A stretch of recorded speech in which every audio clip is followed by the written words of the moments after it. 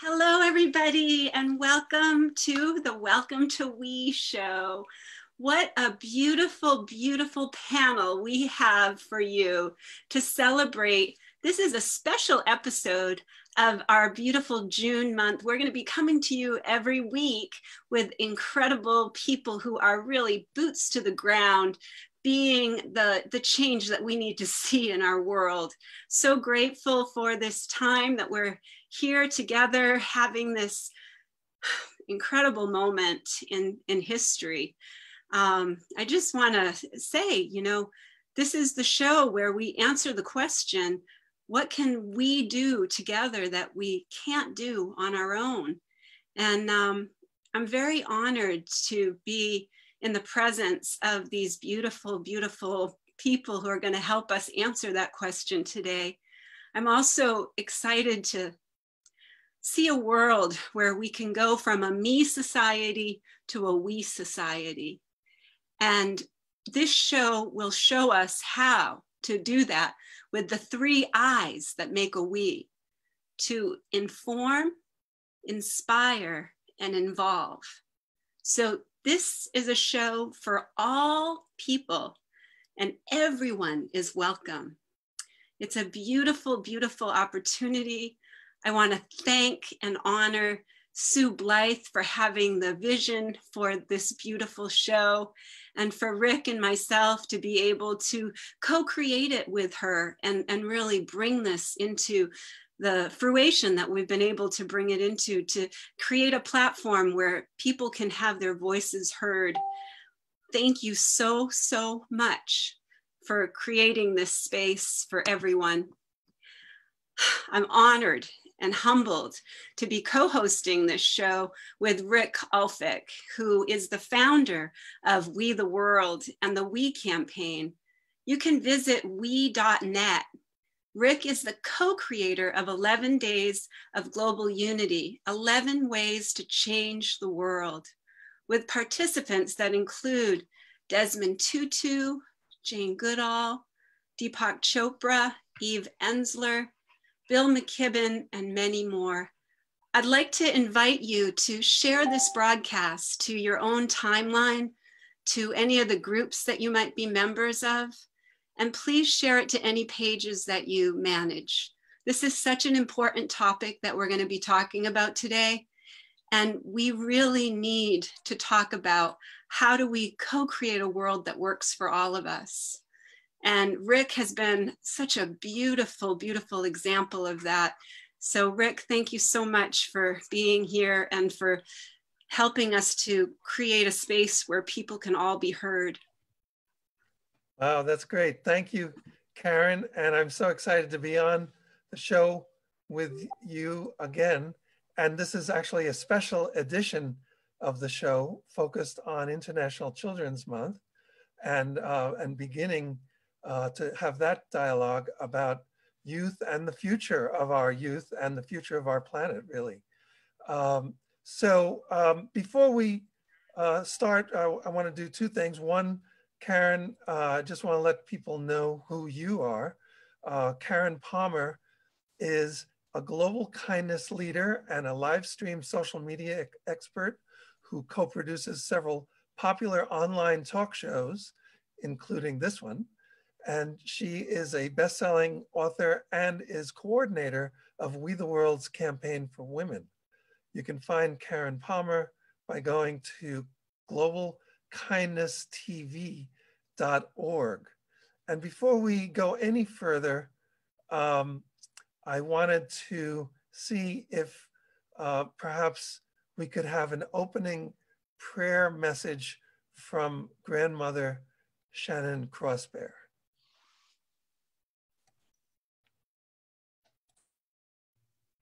And Shannon, you are muted, but not for long. Right, not for long. That's right. Thank you, Rick. Yes, it's so exciting to be here. And part of it is, how do we get everybody here with us in this moment at this time to have this conversation? Or how do we get people to be here and witness this conversation if they happen to hear it at a later date? So you know, what I'd like us to do is just to kind of take a moment and get ourselves centered to be here, if you're here physically present now listening to this, or to get into the space where you can actually be present to hear what these guides are going to be sharing with us today, right? So, and I ask for myself whenever I start something, like right before, you know, I do my centering ceremony, but it really is about, there's 4 things that I do, and I invite you to do in that. And of course, I take a breath, you know, breathe in and breathe out, and notice that little pause. And in doing that, we think number one, to kind of wash away all the things that we brought with us so that we can kind of clear ourselves of that, and do that in whatever way you can imagine doing yourself. Brush your other concerns of the day away for this time and moment and space here. And then I always then offer the tobacco that I have in my smudge. I offer that to send my intentions for what I intend to do while I'm here with all of you and here with us today. Kind of set your intentions. What is it that you would like to open yourself up to hear? Right? And having done that, you know, that cleansing and then that petitioning, the next thing that you want to do is really have an opportunity to heal, to be heard and to heal. We're going to talk about voices today, and how to elevate the voices of our children and our youth to help guide us for the future. You know, and once having done that, we want to kind of seal the deal. We want to celebrate the fact that, you know, we have done that. We call upon our ancestors, for those that came before us that allowed us to be here and have this conversation, who sacrificed their lives so that we could be here, who actually laid down and who are the very ground that we walk on, you know, and to be present for that. And with that, you know, I ask for myself that I be guided to speak from, to connect my heart and my mind to do the best work that I can do for the futures that are coming for the next 7 generations, and to honor the 7 generations that came before me. So I thank you, and I am excited about this conversation. Yes. Well, thank you so much, Shannon Crossbear. And I just want to mention that if anyone is watching this, wants to find out more about We the World and the We campaign, and possibly collaborate with us or even join our We team, many of us on this on this meeting and Zoom broadcast today are part of the We team. You can go to we.net, as Karen mentioned earlier. So today we celebrate June being International Children's Month in the context of national protests and the continuing pandemic that we're all living through at this moment. We're seeing frustration and rage inflaming communities across the United States as the decades-long cumulative trauma of catastrophic racial and economic inequality is exposed for all to see. The more than 100,000 deaths from COVID-19 are disproportionately affecting communities of color and low-income populations in general. The world has seen the most recent examples of the continuing deadly use of force by police and others against unarmed African Americans, with the deaths of George Floyd, Ahmaud Arbery, Breonna Taylor, and of course there are many others. And added to that, we have millions of people who are out of work at this moment, who can't pay their rent because of the pandemic. And now many politicians and businesses are trying to open up the economy without a clear science-based national strategy that would protect workers along with their families and their communities, who feel they have no choice but to go back to work in order to pay the rent and put food on the table. So with all of that in mind, we ask, what does the future hold for youth? So let's start with Heidi Little, who can help to answer that question. Heidi Little is a vocalist, songwriter, performing artist, educator, and founder of International Children's Month and the Center for Advancement in Social and Emotional Learning. Heidi is coordinator of We the World's Campaign for Children and Youth. So welcome to the broadcast, Heidi. Well, hello, and thank you so much for this beautiful panel and fabulous hearts that are here with me. And we, in one, you know, what you described of where we're at, you know, I don't know if I've heard anyone put it quite all into that container like that. And it makes me really feel into our mission, which is love, care, and respect of all the children on earth.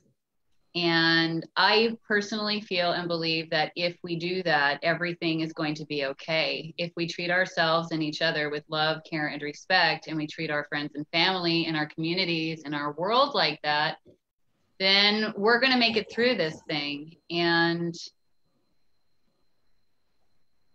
children, especially younger guys, you know, it's our job to protect them and to make sure that they understand what's going on in a way that they can handle it, you know, in some way that I essentially am like shielding my children and feeling like I'm shielding other people's children with this frequency of love, care, and respect. And kind of like this rainbow image is what comes to my mind, you know, like casting out that circle of protection, that shield of energy. And it's not the children who are behaving badly, the young generations. It's not the, and we teach them not to fight. So we've got some things here that are pretty challenging to deal with right now with the way people are behaving in the world. So for the future, I mean, their future, as far as I'm concerned, is crystal clear and filled with miracles, and the potentiality is outstanding. Because what I see in the children and the youth, like our guests on the show today, Astrid and Kai, and my own daughter, they understand unity in a way we have not yet grasped.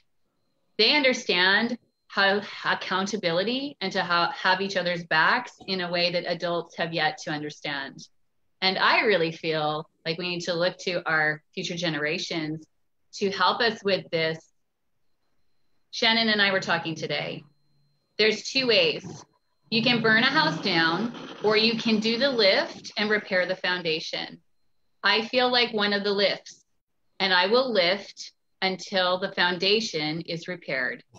And I feel like our youth and our very intelligent humanitarians and environmentalists and scientists and actors and performers, and dancers and poets and painters and lovers of humanity are going to be the ones who repair the foundation, because the foundation is the problem, right? There is that how it was founded and what has happened and what we've built our thing on is the reason why we're in such disrepair right now. And the rest of the world looks to us for freedom. We represent freedom. Our country that's our we the people, our freedom. And so as far as I'm concerned, and as long as I live, the freedom of the children and the future generations it's going to be intact. And I'm going to hold that space for them so that they can move into it in whichever way they choose, because they give me great hope. And I'm very proud of the ones on this call. And I'm very proud of the ones that I am surrounded by in my life, because they are amazing human beings with so much potential and so much power inside of them. So rock and roll, here we grow. us adults have got to do some lifting, I feel, you know, so that we can help these guys like make it better. We'll make it better with them. And how do we do that? We lock arms, we lock hearts, we decide what's good, you know, and yeah, we're here for International Children's Month, which is love, care, and respect, right? So what's coming up this month? Like especially the global wave of love, but so much more too. Okay, yay. Well, this year we have this awesome web goddess that has come on board, and she's helped us create a guide for International Children's Month. So everyone can go to internationalchildrensmonth.com/2020.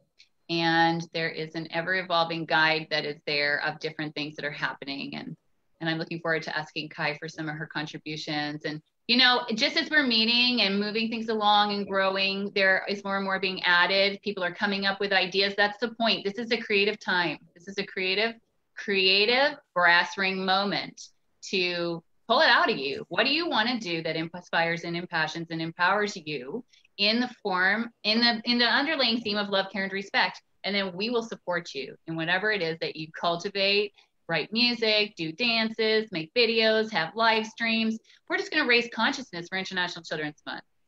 And then 21 is our global wave of love. And this is our 8th year. And it's based on the Fibonacci sequence of divine increasing increments of love. So it starts in New Zealand and it ends in Hawaii. And this year we have all kinds of other waves connecting with us. Unity Earth and the Global Unity Week has devised a indigenous wave that starts with the elders in different tribes on the 18th. And so that runs 18-19. And then Chief Looking Horse, of course, has World Peace and Prayer Day, and we are partnered with them. And their thing is all the sacred sites, 18 through 21, and sacred fires. So, you know, and then I heard Chief Olane was also making a grandparents wave on the 21st. So there's literally 4 days of solid prayer action for love happening across the planet. That is a momentous thing that has never before happened, and it's going to be super powerful. And I can feel y'all in on this with me, and just recognizing that it is time to, you know, just emit the frequency, right? Just be it and bring it and walk it and talk it and live it and love it. And I feel like change starts from inside, right? So we bring our peace into the world. We don't let them drag us into the chaos. We bring in the peace, bring in the love and the joy and the frequencies of care and respect and balance, right? This is a balancing time. We bring the balance. The people who are getting this mission, who get what this is, which I think it's a party for 8 billion people, actually. 8 billion people can party with us together over love, care, and respect. So I want that for everyone. I hope I answered your questions, Rick. Yeah, it sounds good to me. Okay, good.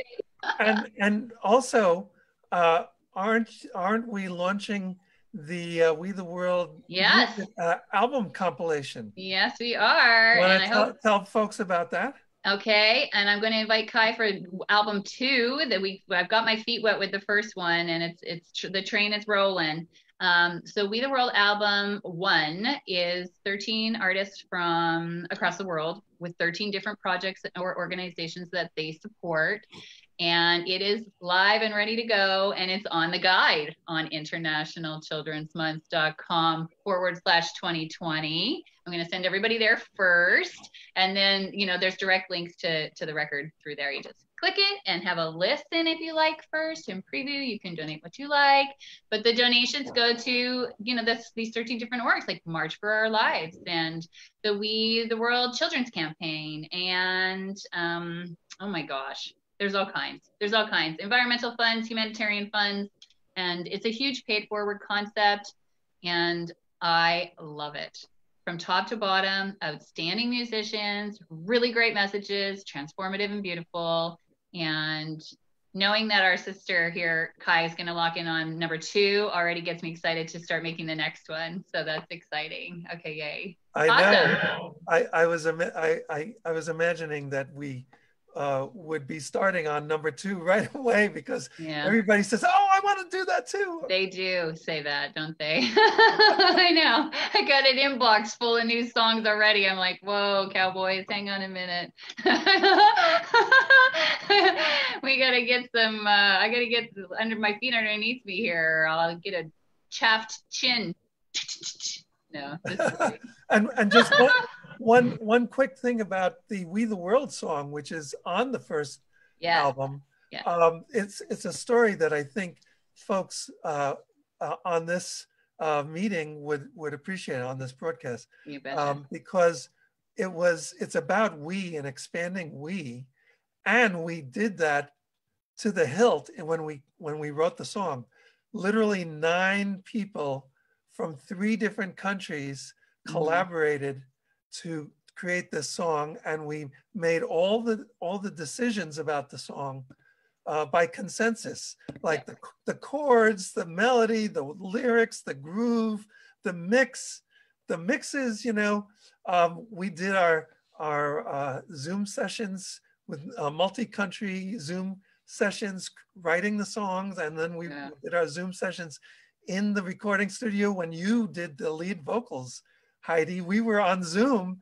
saying, "Oh, can you try this?" And you know, from 3 countries, 9 people doing this together. Yeah, and it was good. It was seamless, pretty much. You know, exactly. Yeah, it was really good. It was a great experience, and so that energy is definitely contained in the record.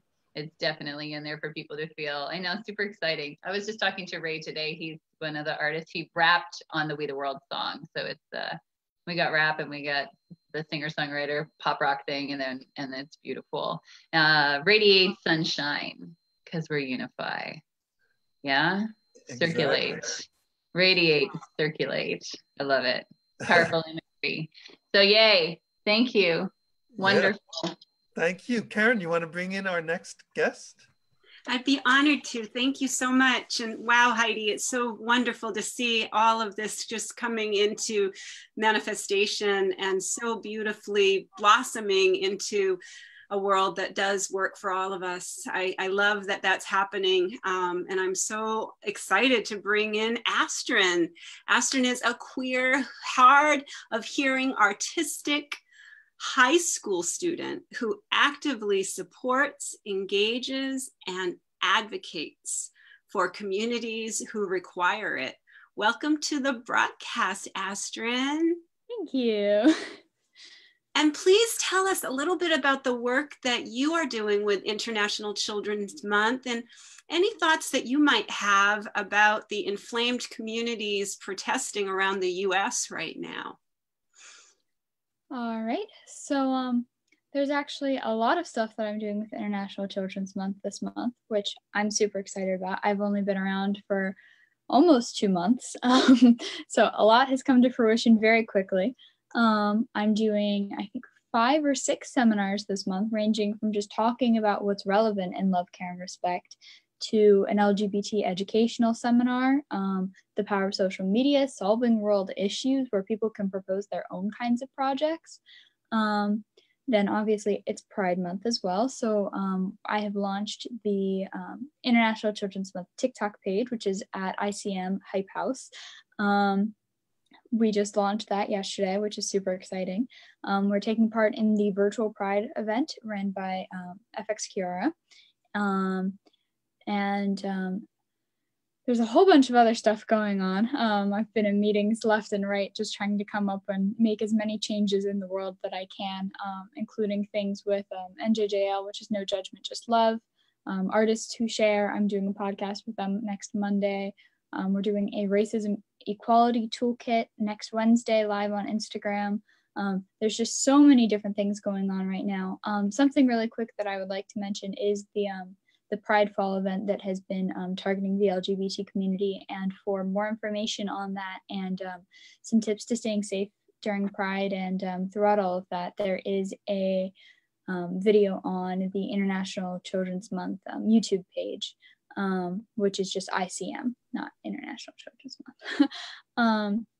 But there are so many different things going on right now. And as far as where the country is at right now, I would kind of just like to say that, again, in relation to Pride, that Pride is the celebration of the Stonewall riot. And so it is a way to create change, perhaps not the best way or the most, but it is effective. While there are people who are suffering because of the violence and because of the burning buildings and the cities that are being destroyed, at the same time, it is something that is going beyond a social media discussion. It's going beyond a trending message. It is something that is not a new issue, and it is something that is getting media attention. It's getting Broadway's attention. Everybody is talking about it, and it's not going to just go away. So there are people who are ready to stand up and talk about it, be it through protesting or be it through social media talks, or there are so many different options and so many different resources that are available to you. You just have to know where to look. So that's something that is all I really have to say on that as of right now. But there is a lot more coming as far as views and standpoints from there. Well, thank you so much for that. What a beautiful human you are, and what a blessing to our planet for your voice to be heard. I'm so grateful to know you and to know that you're on the planet doing the work that you're doing and being the advocate that you are for all living beings. That's so beautiful.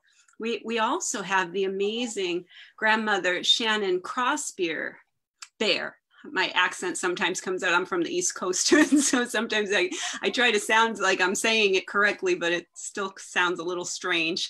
But Shannon Krauss is a powerful, spiritual, OGB Irish woman whose purpose is to demonstrate and promote gentle healing.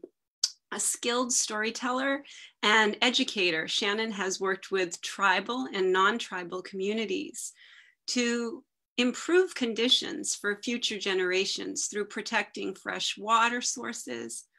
Welcome, Shannon. Thank you so much for being here. Are you muted? You might be muted. I'm like, so I just want to say thanks, Karen. We're going to have to hang out longer, and that way you'll learn how to say both my tribe, which is Ojibwe. Ojibwe, thank you. Ojibwe. Right, and my name, which is Cross Bear, just like it sounds, cross and bear, but I'm not cross, but I am part of the Bear Clan, just to let you know.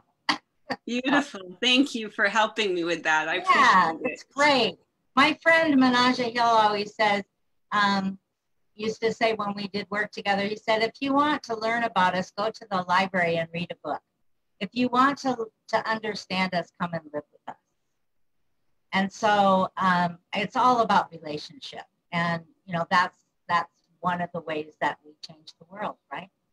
And we're all relations. We are all relations here. So thank you so much. And what are your thoughts about the unrest that's happening right now in the United States? Well, you know, we have a saying in our communities that it's not over until the hearts of the women are on the ground.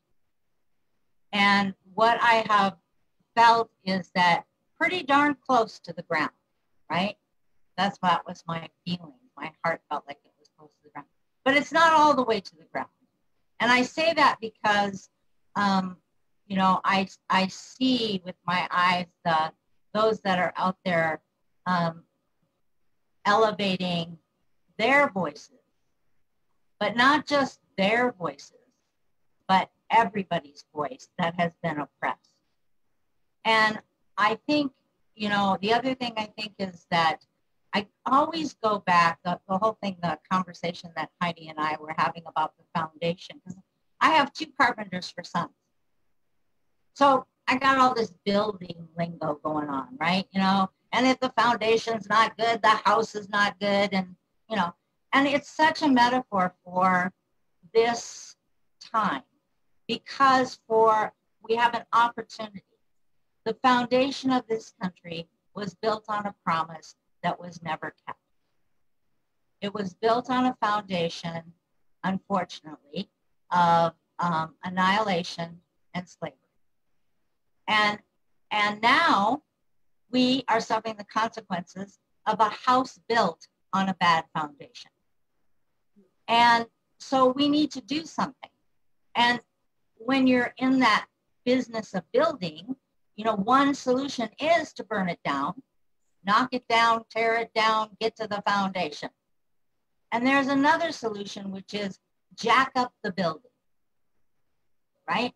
Get collectively, bring up, rise up the building, get underneath, and I would say reconstruct, not repair, reconstruct that foundation. And I think that what the wonderful thing is that we have the opportunity to do that, because what gets demonstrated is it is still we the people. When you look at the faces out there on those, in those streets, they are every hue, they are every gender, they are every age group, right? So I feel like there's that hopeful part of that. And we, you know, and our children need to see it. And yes, you know, we have accomplished it differently in the past, but what I go to is my grandmothers. And my, you know, when I was growing up, my grandmothers, there were a lot of healers that were so wise. And of course, at the time, I didn't always know it, but they got smarter as I got older. Imagine that. But they taught me about any wounding. And any wounding needs to heal from the inside out. And what we've done with the wound of this, the deep wound of this country, is that we have continued to allow it to heal on the outside, to wrap it with good intentions, you know, and at the same time, that wound has festered. And when it festered, it just creates all kinds of poisons in the host that holds it. And eventually it will erupt. And it has erupted. But the good thing about eruptions and lancing that wound is now you can get to the wound itself. And now we have an opportunity to truly heal it. And it all ties into our children and International Children's Month, in that here is a platform to really think about what does it take? What does it take to raise healthy, happy, safe human beings? What does that take? When I was younger, I was kind of like, I'd go to these places and people that were outside of my culture would introduce themselves by who they were and what they did, right? And then it would come to me and I'd be like, I'm a mom, you know? But then I got the lingo and I started to say I'm a human development specialist and I'm trying to work myself out of a job, you know? And so I raised these good human beings and I'm very happy for that. Now I have these grandchildren, right? And they should be safe in the world. And the promises that were made to them should be kept. And so, you know, we have an obligation to our children to help elevate all those voices, right? That's so beautiful, Shannon. That is so, so beautiful. And can you tell us a little bit about the work that you do with International Children's Month? Yeah, well, right now what I'm doing is I'm doing a series of stories kind of with Heidi about children, about, you know, what we might begin to think about as we write a new story, like how should children come into the earth, right? What are we doing? Are we having coming of womb ceremonies?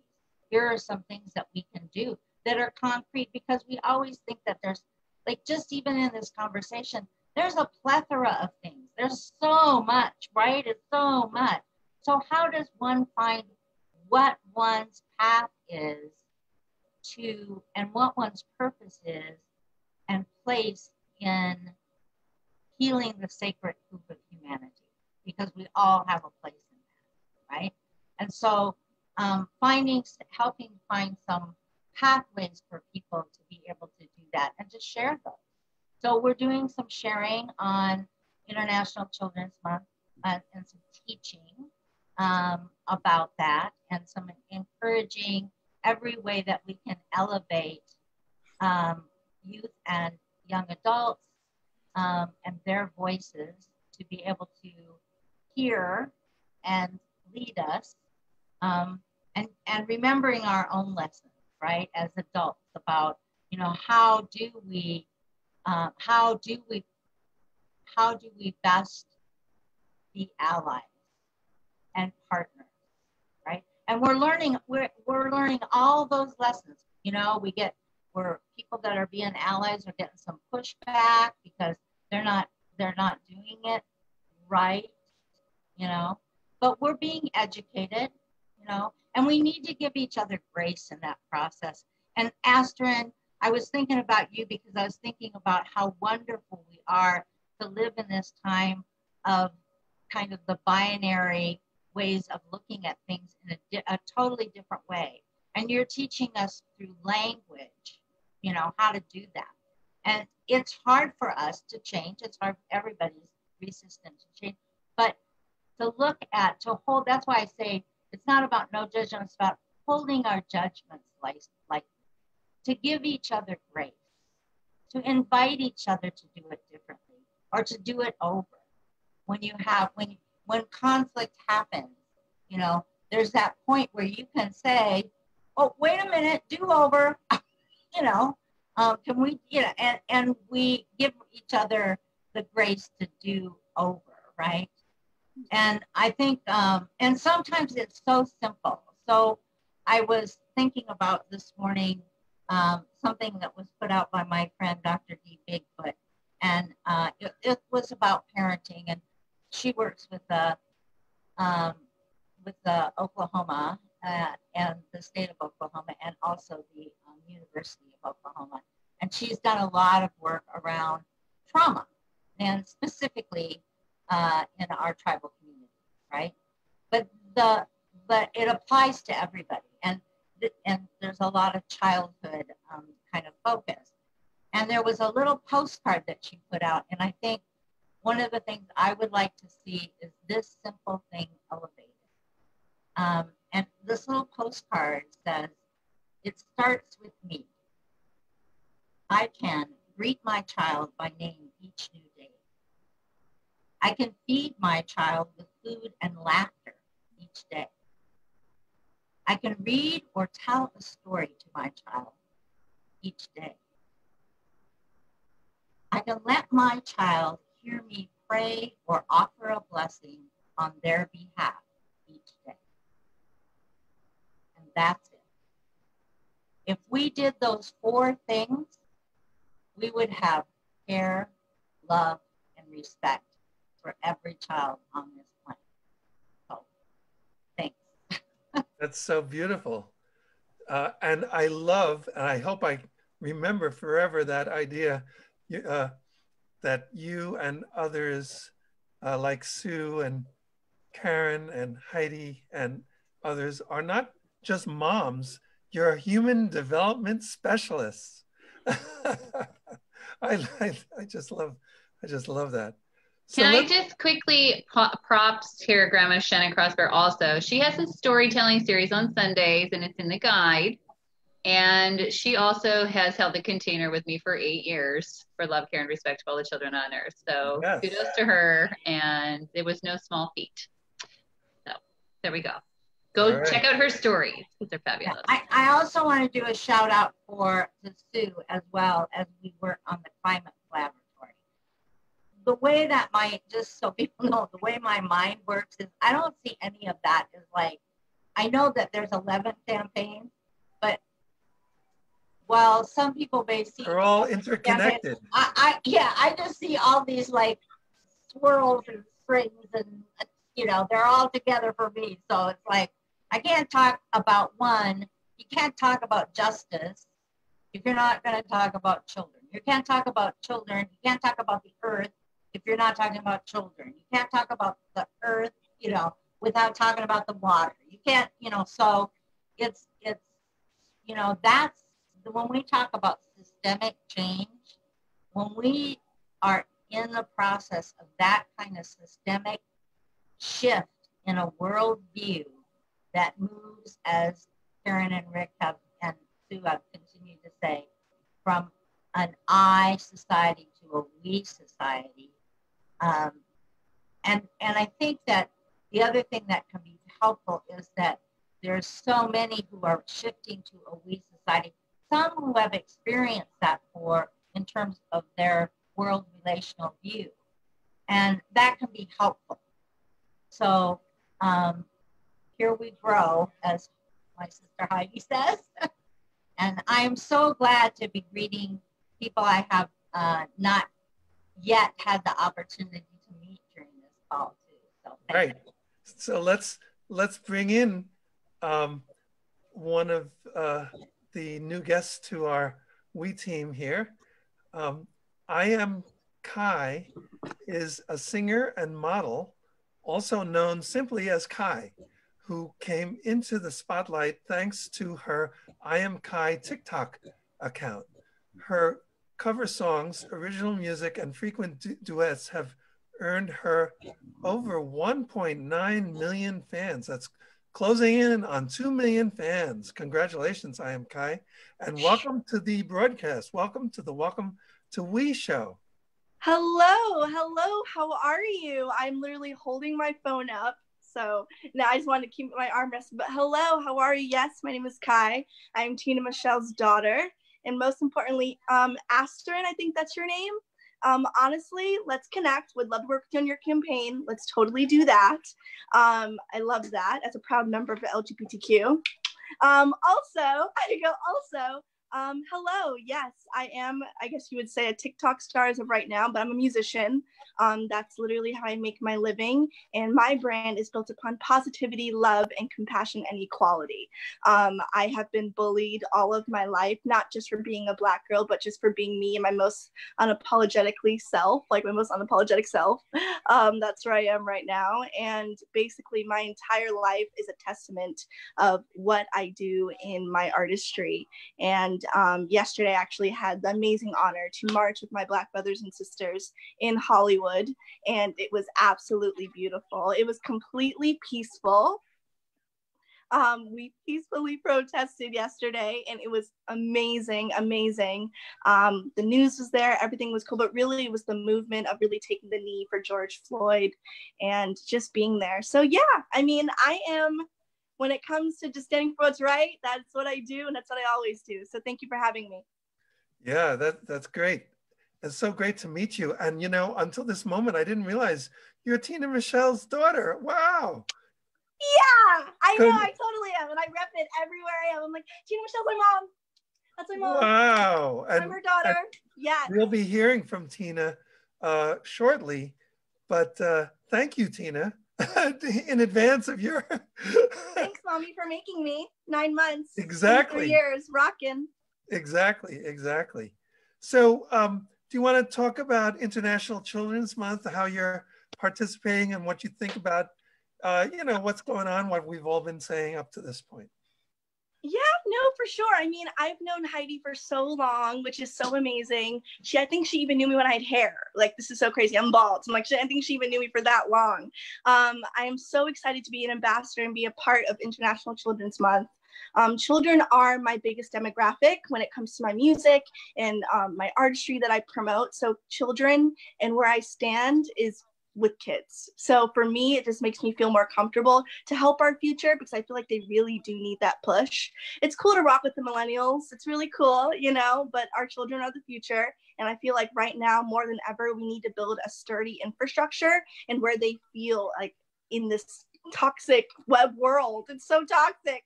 So that's why I try to be positive as much as I can and just bring awareness. So yeah. That's so fabulous. And I don't know if you know about it, but I've had a 35-year music career myself.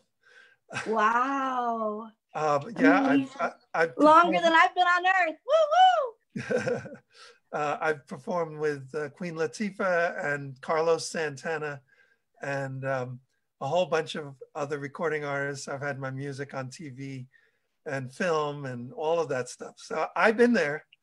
Okay, or whatever. Let's go. Amazing. Yep, I had a record on the top 100 record world and Billboard charts and all that stuff. Yep. Well, excuse me. Well, Kai's on her way. She is well on her way. Her photographs are gorgeous. Her music is great. Kai, where can people go hear your stuff, honey? Where are you sending people to go listen to your music? Yes, you can find me on any streaming platform. You can just type in Kai Madam. You can find me easily anywhere. Just Google search me. My single Madam that literally came out last year has already surpassed 1 million+ streams. And it's like my second single ever. So that's why I was like, okay, yay. But I make music. You can find me anywhere. Really, I just have an anti-bullying regime. That's like my killers. We kill negativity. That's what we do. And that's basically it. Yeah, for me, I mean, I stood up for what I believed in yesterday. That's really what I wanted to talk about. It's just about Black lives and how humans need human rights in this time. And that's really wanted to shed the light on. I don't think people really understand what it's like to be a young African-American individual that's also part of the LGBTQ+ community, that's also getting bullied online by thousands of people that don't know her, that gets death threats every day. I feel like that type of awareness is something that people don't shed light on. They only see the glitz and the glamour and the lashes and the highlighter. But at the end of the day, it really comes down to being positive as a human and showing equality through all races, all sexualities, and all like shades of skin. So yeah, that's what I want to talk about. Yeah. You go, girl. Amen. Awesome. And you have a new clothing line too, I saw. Yes, I have Killa Collective. So I saw it. I was like, oh yeah. Yes, and we kill negativity. So I created Killa's battle wear. It's super awesome, super chic, very skater girl like me. And everyone can wear it, super affordable, almost sold out. First time ever releasing anything. And we're almost sold out in the first month. So yay! Wow. Amazing. Yes. Thank you. Karen, you want to bring in our next guest? I'd be really honored to bring in, we have Sue Blythe, and she is the founder of the Climate Collaboratory, a pilot program of We the World and the We the World campaign for the environment, and the University of Florida Extension. She is a grandmother of 8, doing what she can to make a sustainable, just, and peaceful world for them and their descendants. Welcome, Sue. Tell us a little bit about the work that you're doing with the children and youth and Patch's Pajamas. Thank you, Karen and Rick. And I'm really excited to be on this panel with so many interesting people. And I feel like the work that we're doing is to help build the new world and to tell the new story that Shannon was describing, that we're seeing the disintegration of a world that doesn't work anymore. And we find ourselves kind of in the space between 2 stories. And I'm all for telling the new story, living the new story, and being the new story. So what I've done is created a children's, what we call a collaborative storytelling adventure. And I'd like to share my screen for just a minute and show you what that looks like. Uh-oh, I don't have screen sharing. If you can make me a co-host, I can share my screen. Let me try that right now. Zoom has made things very difficult for a lot of us to share screens, but let's see if this will do it, okay? Okay. Let me try this. Yay. Okay. So let me bring this up and present. Okay, so the story that we're telling is called, where'd it go? It's not gonna show. Well, let me do it this way then. It's called Sage and the Tree Tenders. And what we're doing is we're on the road through 2020 and beyond. So the way this story goes is that we have a storyteller named Sage, and guess whose story wagon that is Shannon Crossbear's grandmother. Shannon Crossbear is one of the sages of the ages, and we represent the voice of the elders and the wisdom of the ages. So we're drawing on all the wisdom traditions, the world's religions and indigenous wisdom, the scientific understanding of how the world works. And we're bringing that all into a story that some real people, including me and our friend Earthman Lanny Smith, are telling. And what we're showing right here, this is, Lanny is on our WE team, and he travels and does concerts. And what we're looking at here is called the Earth Charter Game. And we are making that into kind of a living game. And the way we do that is with a little girl named Pacha. And she has if you go to pachaspajamas.com, you can see the book that our story is based on. It's like a sequel for the Pacha's Pajamas story. In that story, Pacha in a dream helps to create a nature festival. And when they get it all done, experiencing many of the environmental problems that we know are happening in the world, they end up with a main stage and a bunch of biome stages. So they have everything they need to solve the problems of the world, except they decide they need the humans to help. And so that's what we're doing in Pacha and the Game, and Sage and the Tree Tenders is we're telling a story. We're going to be drawing on young people who are doing wonderful work in the world. This young man is Felix Finkbeiner, and when he was in 4th grade, 9 years old, he decided, he was actually inspired by Wangari Maathai in Africa, who started planting millions and a billion trees. And he decided, well, we could plant 1 million trees with just the kids in Germany. And so they started that. And then once they planted their 1 million, he said, why not 1 billion? And so years later, we've got 1 billion. And he said, well, how many trees would it take to draw down the CO2 that's causing such problems for our planet? And so he inspired the scientists to figure out that we could plant 2.2 trillion trees. I'm sorry, 1.2 trillion trees. And he said, well, then that's our next goal. And so we are supporting Felix Finkbeiner and all the tree planters in the world to help with that. And the Tree Tender is a story about taking care of the tree of life. And it's really quite a wonderful animation that comes from the University of Florida's Digital Worlds Institute. It's, I think, a 20-minute video that you can see at treetender.com. No, .org. treetender.org. And it's got a wonderful story of who we are, the children, the youth, this whole generation that is at this turning point in the Earth's, the story of life on Earth. And so we have an opportunity to do things differently than it's been done before. And that's the new story that I want to tell. And so the thing that we're doing through the summer, I'm working with a group at the University of Florida. We have an 8-week course that is training volunteers to work in the community.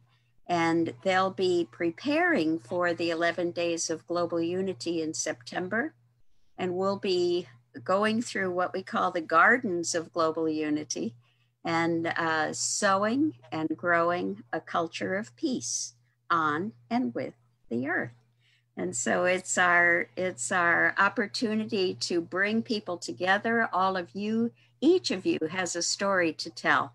And we'd like to get your story into our collaborative storytelling adventure.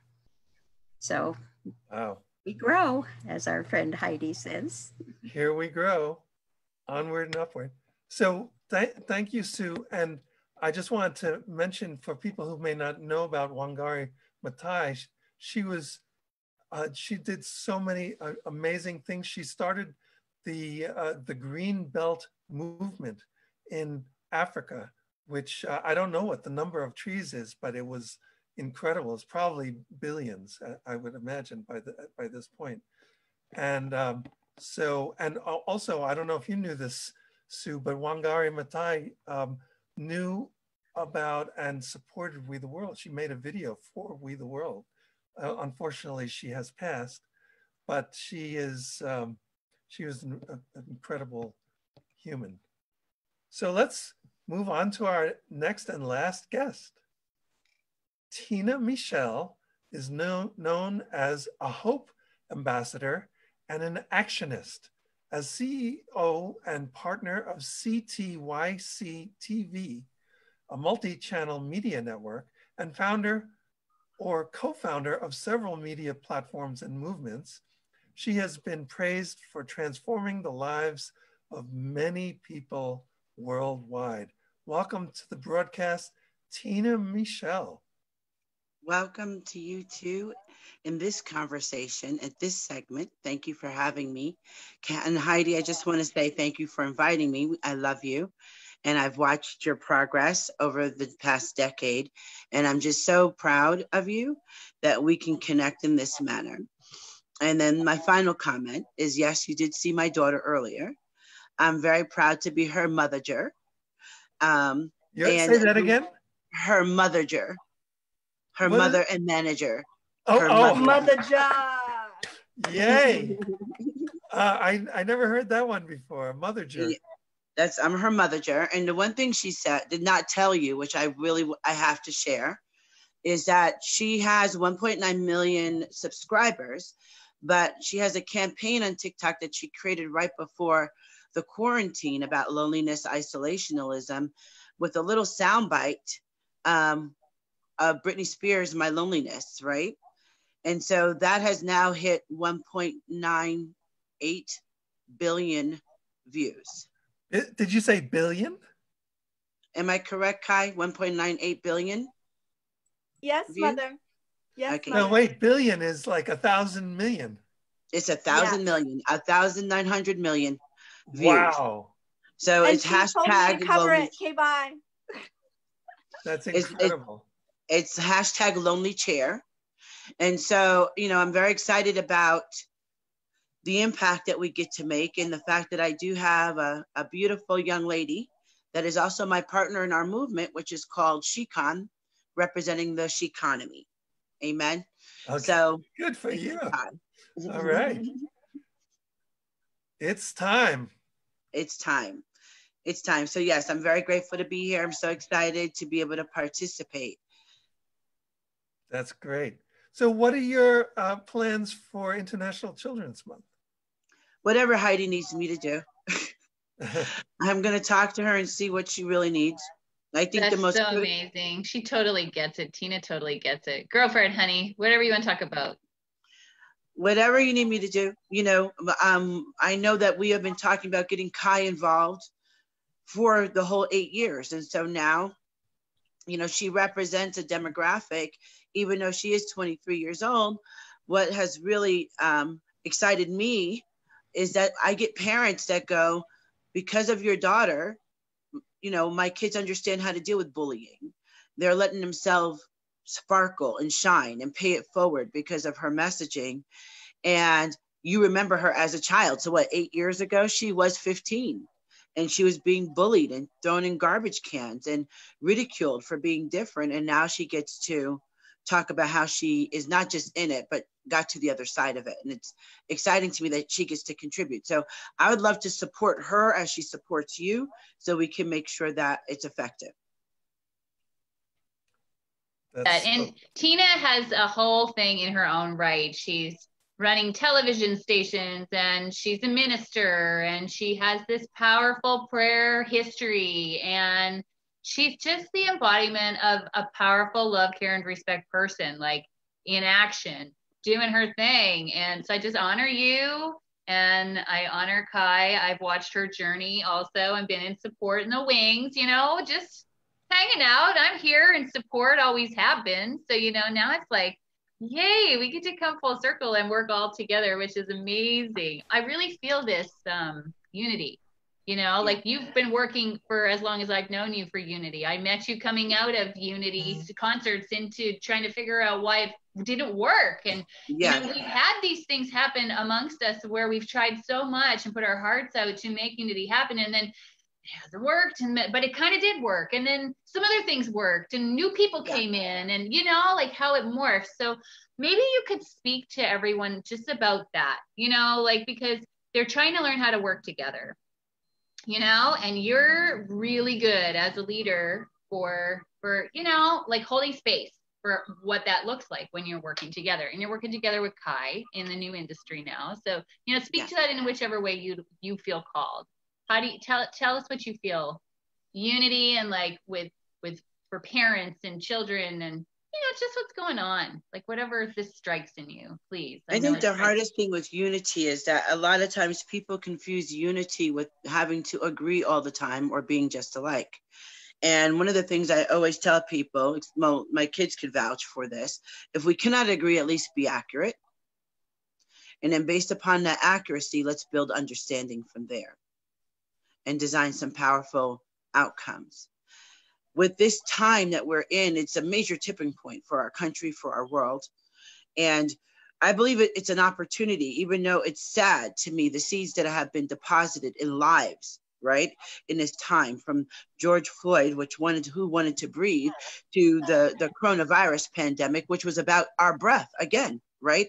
So this has, to me, it seems more of a conversation about making sure that we capture that breath of inspiration together and aspire to work with each other as one to whatever degree that we can. It may not be everything, but it may be some things that we can sort of latch on to because we have been all in motion. We're not starting something new. We're just seeing our cross sections, our intersections of love and purpose and kindness and hope. You and I have always had similar sound bites. You did One Love Rising, I did Love Rise, right? You wrote the song One, and then Kai wrote the song One. So we've had these beautiful tribal pings that said that we're part of the same family, part of the same heart. And so one of the things I've been talking to people about is that there is a dividing line. There are those who are here for the opportunity that is completely selfish and greed intended and have malfeasant accord. And then there are those who are here for the sake of love. And that will be sorted out now because there's people who are not equipped. And there are those who have, I feel like, who have been unusually and divinely equipped for this moment with answers and solutions and heart. So I'm telling, you know, one of my sound bites right now, it's that I'm not really looking for like-minded people anymore. We can all be like-minded. We have the same stuff in our brain, the same stuff that we've learned or the same stuff that we thought, but to be like-hearted, the heart capital that we can exchange with each other, that's what grows life. That's what grows love. That's what grows integrity and grows community. And it doesn't look for what it's going to get in return, but you will get from the spiritual economy, the energetic economy, you will receive based on your giving. And so in a weird way, it's so painful to see all the anger and the frustration that I see on our young people, and then people just taking advantage and opportunity and the looting and the violence. But it's a tipping point. I feel like we're a nation fractured, or worse, a nation broken, from our health system, our community systems, to our family systems, to our government systems. Everything is broken. But what happens when you have a bone that's set wrong? You have to break it and then set it right. I think we have that opportunity right now to set it right. Beautiful, beautiful. Agreed. And I also Thank you. wanted to, because you are a CEO of media networks, I often say that the messages of the media become the fabric of our culture. And it sounds like the messages you are putting across are really important for our culture to make that shift that we very often talk about, that shift from I to we, or shift towards we consciousness in our society, where each member, the health and well-being of each member is considered to be essential to the well-being of the whole. So thank you for that. Thank you. Yeah. It's very important to us in this time that we recognize that there are two weapons of mass destruction, right? That we have seen in operation. Those are actually militarized weapons and the media. And it's our responsibility to shift the narrative. We can't do it from an isolated standpoint because the finances and the money are there to support both forms of militia that have operated against the people for way too long. But now we have the opportunity to tell the right stories and focus on transformative media. We are partnered not just with our 27 OTT networks, and I think I'm the #4 license holder in the country that's a female of an FCC over-the-air television network, but we get to also partner with OVA Television in Los Angeles that represents 11 million households on cable. Shay Vaughn, who has the Women's Broadcast Network, and she represents millions of voices and hearts. We are partnering with people who have leveraged media outlets around the world, all the way down to a wonderful woman that I met, Sosa, who is broadcasting underground in Iraq under the pain of fire and under the threat of death. But she is giving us her sound bites of freedom from that position. We have the opportunity to connect the dots now in 190 nations, and they cannot stop the signal. And I'm blessed to be here at this time. We've been doing this, Heidi knows. I think she was actually interviewed on one of my first streaming broadcast networks, Drama Free Radio, which we launched over 10 years ago. And now we get to tell other people's stories and elevate them and really let people fall in love with their hearts and see past labels and really focus on what we can do together as a collective. Yeah, that's beautiful. And as you were talking, I was thinking about a dear old friend of mine and others named Danny Schechter. I don't know if you remember him or knew him, but he was a media producer in a lot of areas. And he used to talk about TV being a WMD, meaning a weapon of mass distraction. Yes. Yes, because it's someone else's vision, right? Someone telling a vision. That's what television is. So now we get to tell the same, we can tell the vision that we want to tell. And, you know, I've been branding, I've been a brand architect for years, as well as an artist manager, as you know, for 30 years. And one of the things I always fought with my brands is that NBC is not the channel. You are the brand. You are the channel. You are the asset. And as long as you're the asset, you have the right to leverage yourself as you choose and don't allow someone to do that. And now we're here in that day where last year here in Phoenix, Arizona, my beautiful team, there's a team of young people that I work with that I mentor here. And there was a gentleman who was pulled out of his van while he was with his children and his wife. And the police officers put the gun to his head and grabbed his pregnant wife and put her on 105-degree concrete and grabbed the baby out of her arm and dislocated the baby's arm and held the gun to the 4-year-old's head for being accused of allegedly shoplifting a $1 Barbie from the Dollar General. They pursued him for 4 blocks for this. And they turned off their body cams and pursued this family in a minivan in a private parking lot and almost shot him. And thank God this young man knew how to protect his family in compliance. And, you know, this poor baby had a dislocated arm and, you know, the 4-year-old, of course, is traumatized. But they came to us that night when it happened, and my team was ready to release and get on the press conference and get angry and yell and create a riot and a protest. And I said, the protest is important. Our stand is important. But in this hour, we must be strategic. So let's put out a press release and shoot the first shot to see what our adversary is equipped with. That is strategy, correct? So we shot the first shot, the press release went out, the police went into full denial of any participation of that magnitude, knowing that their body cams were off and it was in a private parking lot. But because we have an FCC license, I was able to make a phone call and pull all security cameras in a 2-mile radius to show that 10 police cars came to come after a 4-year-old baby. And then the work that happened between Kat McKinney and Jared Maupin, the beautiful ones that are here, reverberated in 12 hours across the entire nation, where it became news at, the very next day, proving the lie. And then the result was the change of legislation, the re-entrainment of the police officers, the mandatory body cams. These type of things change here in a red state in Phoenix, Arizona. So it gives me hope to know that our weapon of mass distraction, right, can also be our weapon of mass distinction when it comes to representing the proper stories, the proper sound bites with the proper heart and mind, and defending the people, for the people, by the people. Beautiful. And that's what you have made your life about, what we have been talking about. We did a panel a few months ago called Be the Media. And you have made your life about that. So that's yes, a testament absolutely to your work. Thank you. So I want to move on. And Karen, can you make me the host, because I want to share my screen. And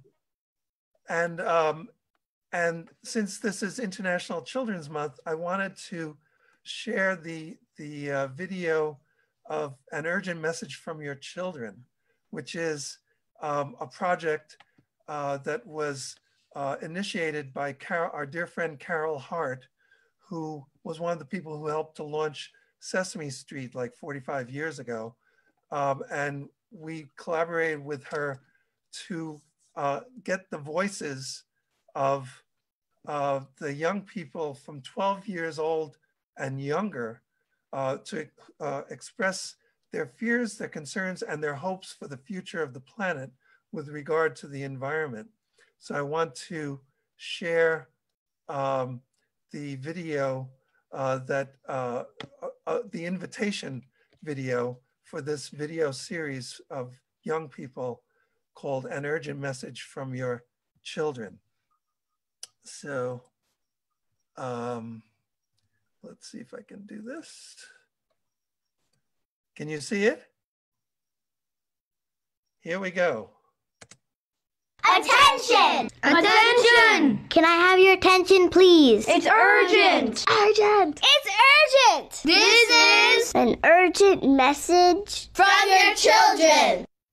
I feel really scared. The environment is kind of just getting torn apart. There's pollution, global warming, and people are just not caring about it. Nature is getting destroyed. I mean, there's a bunch of logging, there's water pollution, there's air pollution. I'm really concerned about fracking because then we'll have no good water to drink. Pipelines with gas inside, they can also explode. And some people are throwing garbage in the ocean that makes the ocean polluted. So animals are also getting sick and can die out there. If animals are getting extinct, one day we're gonna get extinct if you don't stop. This makes me feel mad. It makes me feel upset. I think it's terrible. I feel ashamed because so far very few people are doing something about it. We'll all be sad because we don't have anywhere else to live. I'm worried that this generation will be ruined and there will be nothing left for the next generation. If this keeps going, well, the whole world is really gonna collapse. Just give me a minute, please. If we don't stop this, it will lead to a global disaster or even the destruction of Earth. If we destroy all of this, then we'll have no other planet to live on. People act like it's nothing and it won't affect them, but soon it will. Sometime in the future, I may be dead, I may not. It's going to affect us all in some horrible way. And so if we do something now, then maybe we can stop that from happening. I would want to do something about it, though the people who really have that power don't really care. It's not like there's an unstoppable force doing this to us. We can choose not to, do this to the planet and the environment. I want to live in a world where children could look out the window and not see a sea of sadness, but somewhere where things thrive. We're probably gonna have to, evolve. Hey kids! Hey kids! Want to help us get the word out? Will you join us? Go to weyourchildren.org. weyourchildren.org. And upload your own video. Upload your own video. And your voice. Tell your adults how you feel. Tell your adults how you feel. Tell your adults how you feel. And tell your friends to join us too. If we can get 1 million kids. 1 million kids! To add their voice. Then grown-ups will have to listen. The grown-ups will have to listen. Go to weyourchildren.org. weyourchildren.org. We are your children. We are your children. Okay. So let's open it up and talk about what we can do together that we can't do on our own. Shall we go around and let people know how you can, how people can support the work that you're doing?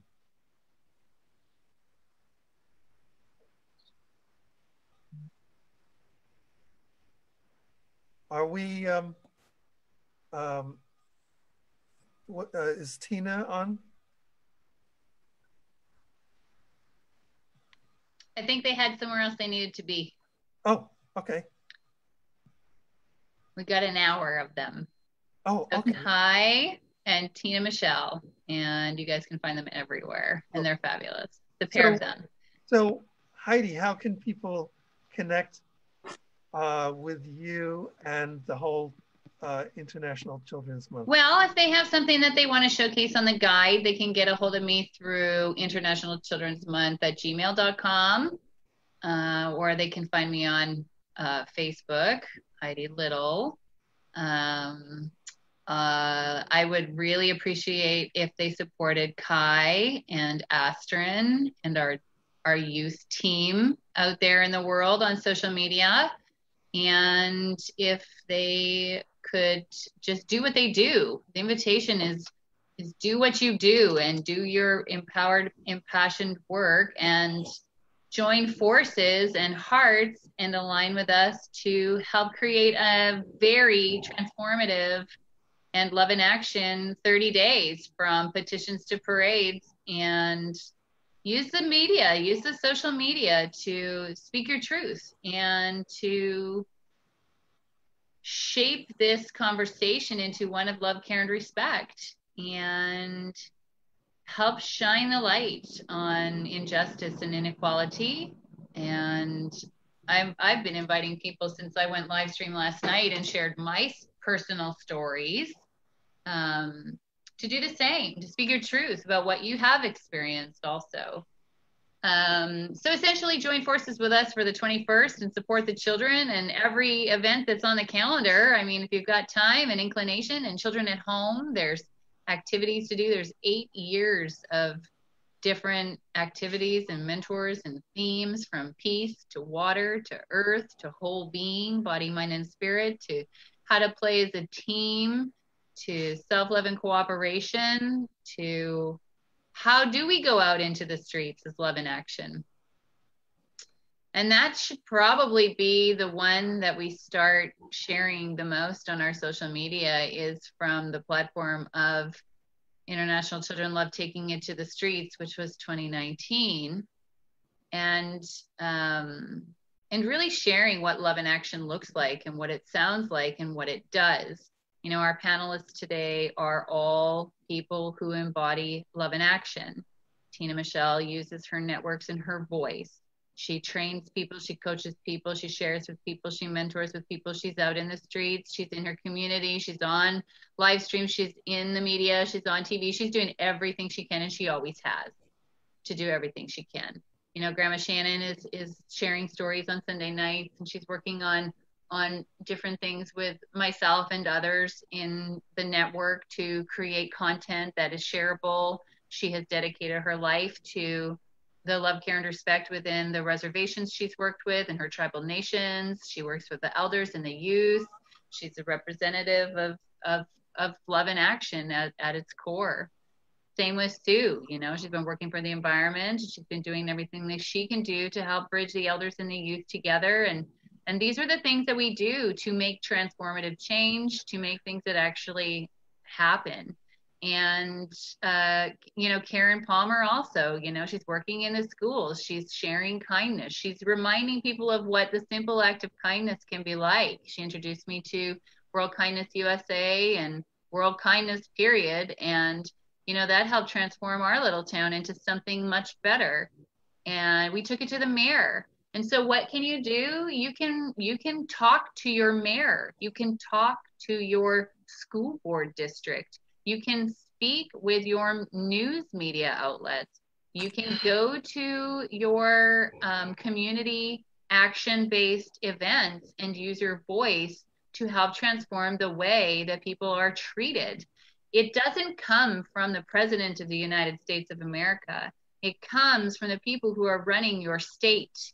Whoever is in charge running your state is the ones who are in charge in delegating how things roll out. And that's the chiefs of police. You know, trying to fight police officers is ridiculous, really, because they're taking orders from their chiefs. And so really, if you want the officers to behave differently when they're out on the field, we got to talk to the chiefs of the police who are mandating how they should be rolling out protocol. And then really, they have a national association of how they train people. And Shannon and I were having this conversation earlier today. We need to retrain our policing system. We need to retrain them and how they deal with us based on this humanitarian crisis tipping point of racial discrimination and sexual discrimination and an imbalance of power, right? What's happening now is there's a balance of power that is becoming. I feel better when I'm around police today than I did 3 months ago, because I feel like they don't have as much authority over me. What's happening is working. It's just a matter of, can we actually work in a constructive way? I'm a creative person. I like creating things. I'm not a big fan of destruction. I'm not a big fan of deconstructing. I am a big fan of finding the root, figuring out how to heal the root of whatever it is of the wound. We have to clean the wound to apply the healing. And so my heart is with everyone this month. I am in prayer. I do Agnihotra at sunrise and sunset every day. It's a fire ceremony, an ancient fire ceremony of just prayer time and meditation. I do that twice a day, every day, come hell or high water. And as my mother would say, and you know, I just want people to be them and to feel safe expressing themselves. Because in this song that we wrote today, Light Lady Liberty, you know, it's about lighting Lady Liberty. It's about freedom. And it's about being free is not a crime, right? It's not a crime to be free. And somewhere, somehow, we got some messed up kind of information and fear put into us about speaking and being. And our children don't have that unless we teach them that. So, you know, let's teach them love, care, and respect. Let's show them love, care, and respect.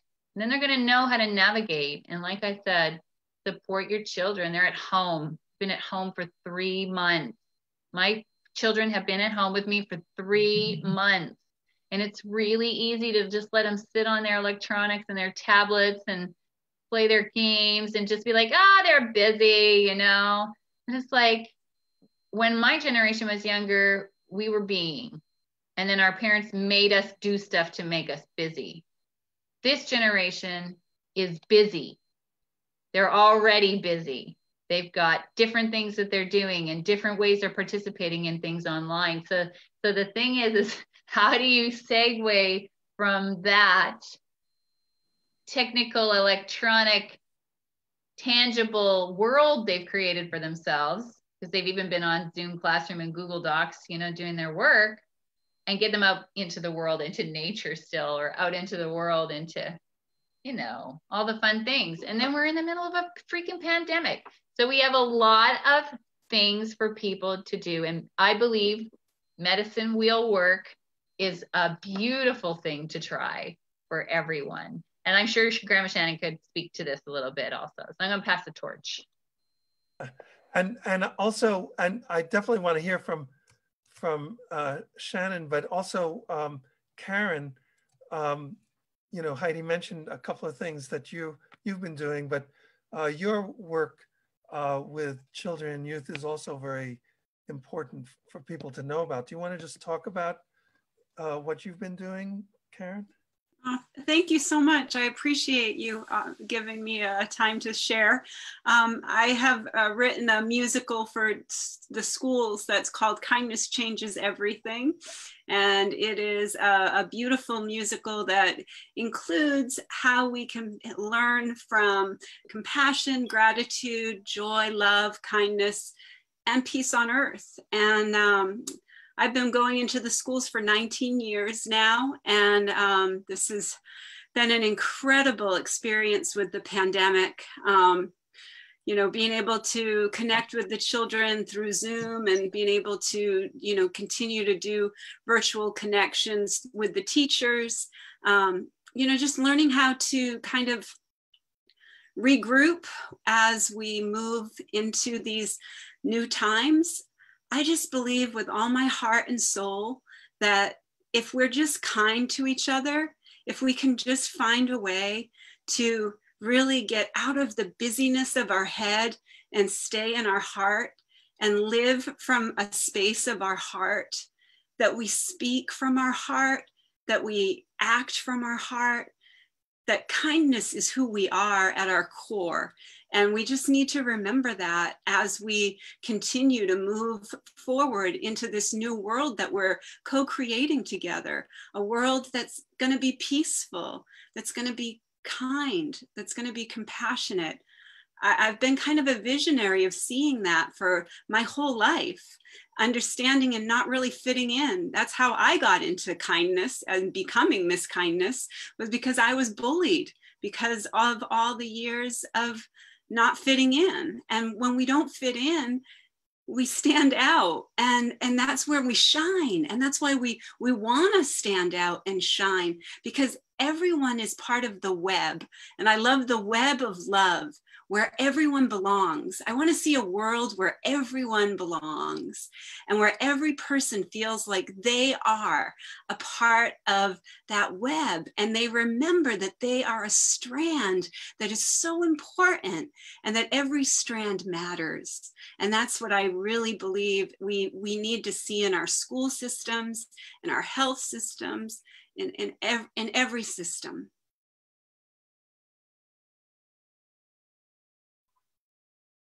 I don't know why it went mute. Yeah, I muted myself by. Oh, okay. I was a good Zoom citizen, but anyway, go ahead, Astrid, and anyone else who wants to say anything as we move towards the close. So there's an interesting concept. It's actually an African word that I think connected with a lot of what we talked about today. The word Ubuntu. And that word means I am who I am because of who we are together. And that word goes a long way throughout the We campaign, International Children's Month, throughout everything that's going on in the world right now. And it's really just, it connects everywhere, and it connects with everyone because it applies to everyone. Everyone is influenced by everyone else, whether that be in a positive light or a negative light. And just remembering that influence that you have going into every single conversation that you choose to engage in, controversial or not. And if you do choose to engage in controversial conversation, which you have to do sometimes, is to just go in with an open mind and be able to separate that conversation and that opinion from the rest of the person. You don't have to agree on everything. You don't have to agree on most things. If you disagree on everything, you're probably not the best friends, but that's okay. And just remembering that ignorance is bliss, but at the same time, ignorance gets you nowhere with anybody or anything for that matter. So there's just a lot that you can do to participate throughout, whether it be watching seminars. You can email me at internationalchildrensmonth.aeg@gmail.com. You can connect with us through our social media platforms. You can send articles. You can tag us in posts. You can comment. There's so many different ways that you can get involved, even if it's just educating yourself on the issues that We the World or International Children's Month focuses on, and being able to share those, even if it's just with a couple of your friends, or you sit down and have that conversation with your family. I know that I've been on Zoom meetings like crazy, and it is kind of hard to separate that busyness from the actual world. And it's hard during this period of time because you have an excuse to not go outside at the same time. One that most parents are like, oh yeah, there's a pandemic. I forgot about that. But at the same time, being able to make that time that you're spent making yourself busy worthwhile, and connecting with organizations and doing everything that you can and making those connections that will really take you far. Like a lot of the time you're making lifelong friends within schools, or you are collaborating on different projects and meeting new colleagues through work. You can still make those connections virtually, but you also have to take time for yourself, and self-care is a big mantra that everybody needs to work on. Even if you do have that time set aside for yourself every day, there's always that extra step to increase, Ubuntu applies to yourself as well. You have to kind of be nice to yourself sometimes. Thank you, Esther. Yeah, that's beautiful. I love you. Thank you for all the work you're doing, Esther, and we appreciate you so much. And yay. And Karen, same with you. Shannon, I feel like we are going to be teaching Medicine Wheel this month. And I feel like it needs to be a very strong focus, because restoring the sacred hoop within ourselves restores the sacred hoop for humanity. So Shannon has many, many years in Medicine Wheel work. And I was trained by some of the best, and was left with the one for the children and the youth before he passed on, our friend from the Earth Wisdom Foundation, Bobido Rainbow Thunderheart. So Shannon and I are going to put our hearts together, and we'll be holding some, I think, free workshops that are by donation potentially. Yeah. So we'll get those up on the guide as soon as possible and show people how to do that. Shannon, what would you like to say? I just, first of all, I think anybody who is listening out there, will understand there's a lot of ways that we can intersect. But here we are in June, which is kind of the kickoff for the year for International Children's Month. It's kind of a misnomer. It's not about the month. It's about the whole year. But there are certain events that we're going to have in the month. So my invitation to all of those that are listening is think about in the month of June, because when you think about the big picture, it becomes so overwhelming, right? But think about the month of June. What can I do in this month that will keep in mind the 7 generations to come? What small thing can I do in my day to make a difference? And maybe it's nothing more than making a choice to say, I'm not going to buy that plastic water bottle. I'm going to fill my water and be able to, that's my contribution for the children that are to come. Maybe it's while you're in the shower, remembering to say, heightening your awareness about water itself and saying, water, I love you. I thank you. I respect you. Yep. And think about that. I mean, those are very simple things. And then look at the sites that we've talked about today. Go and intersect. Find where your voice, where your being, where your passion, your purpose is within that. because I guarantee you there is something for everyone. Yep. And everyone is needed in order to mend this sacred loop. And so we are creating a we society, and it's a process, and each time we bring something else in. And so my, I guess, offering would be to allow yourself to recognize what it is you're already doing for you and children. You showed up, you're listening to this webcast. Yes, and sharing it. Thank you for sharing it also. And sharing. And the other thing that came to my mind, but just one more, is we in lots of different movements throughout my life, it's always about be one and bring one. So in this conversation, be the peace, be the respect, be the caring, and then bring another into that. You know, and that's the way that movements grow, and we change the world. That's Love it. Beautiful. Love you all. Be one and bring one. And I have a few announcements, and then maybe just a quick closing prayer from you, Shannon. The next Welcome to We show will be June 9th.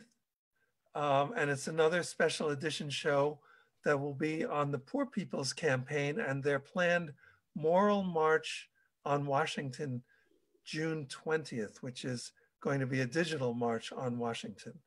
On June 16th, we'll also have another special edition of the Welcome to We show. And that broadcast will be about World Unity Week, June 20th to 27th, which we're all part of, and it's going to be presented by Unity Earth folks. June, as Astrid mentioned, June is also Pride Month. So there are lots of different ways that people can get involved with that. On June 13th is the 100-day countdown to the International Day of Peace, which happens in September 21st. And there's a lot going on with that. I don't know, Sue, if you'd like to talk a little bit about the 100-day countdown and the connection to the 100 solutions for climate change proposed by Paul Hawken. Yes. That could be aligned with, or will be aligned with, each of the 100-day countdown to the International Day of Peace. Go ahead, Sue. Right. Well, when I learned that the drawdown solutions, there are 100 of them, are designed to reverse global warming, I put that into my new story, because I want to tell how we as a human family brought the Earth's temperature back down. Got to draw down some CO2. We've got to stop emitting so much CO2, and we need to change some climates within, in our homes, schools, communities, and as well as the whole Earth. And so the work that I'm doing is helping to, we say the Climate Collaboratory mission is to make this vision a reality. And this is from the Earth Charter. Let ours be a time remembered for the awakening of a new reverence for life, the firm resolve to achieve sustainability, the quickening of the struggle for justice and peace, and the joyful celebration of life. And so that's what I'm looking for, is how we work hard together to make the changes that need to happen, and have some fun with it and celebrate. Yeah, and you mentioned the Earth Charter, and the 20th anniversary of the Earth Charter is on June 29th, right, Sue? That's right. Yeah. So it's a statement of values and principles for a sustainable future. Exactly. And June is also the 3-month countdown to 11 Days of Global Unity in September, from September 11th to 21st. And so we'll be expanding the 11 campaigns for change, moving towards that. So June is an amazing opportunity for people to get involved, especially to support children and youth with the International Children's Month. Anything else before we go to Shannon for a closing prayer? Yes, on the notes of everything we just heard, may everyone involved in all of those things please ambassador that it's International Children's Month and that the mission is love, care, and respect. It doesn't take anything to weave into the conversation. Happy International Children's Month. So thank you so much, and I love you. Grandma Shannon Crossbear, you're a blessing. Here we grow. It just always seems like that's all so much. Yeah, I'm here a little bit at a little levity to this conversation, and it's an important conversation. And I really support the Earth Charter and the vision that it holds for all of us. So, and this is one more way that we can express that. So, I'm gonna pray the way that I pray, and I invite people to do that in the way that speaks to their heart, right? And that really, and prayer is nothing more. I think Sue talked about having fun. We got to have fun. And prayer is nothing more than playing with reverence. There's only one letter difference between pray and play, and it's the letter L, right? So when you're playing, it's with love. When you're praying, you have respect in that. So, okay. So, Chimigwechmanito Nokomis Mishno Mish Dayanavin Gindam. I ask the grandmothers and the grandfathers to look down upon their granddaughter and help me to seek in this way. We've been able to express a lot of things that we're doing in our activities creative, the spirit that moves through all things, through all of us, and through all of life. And we ask for the assistance of those that have come before us, whether that be in a thought, that travels through the water in our DNA, however that comes to us, help to guide us so that we can do things in a good way.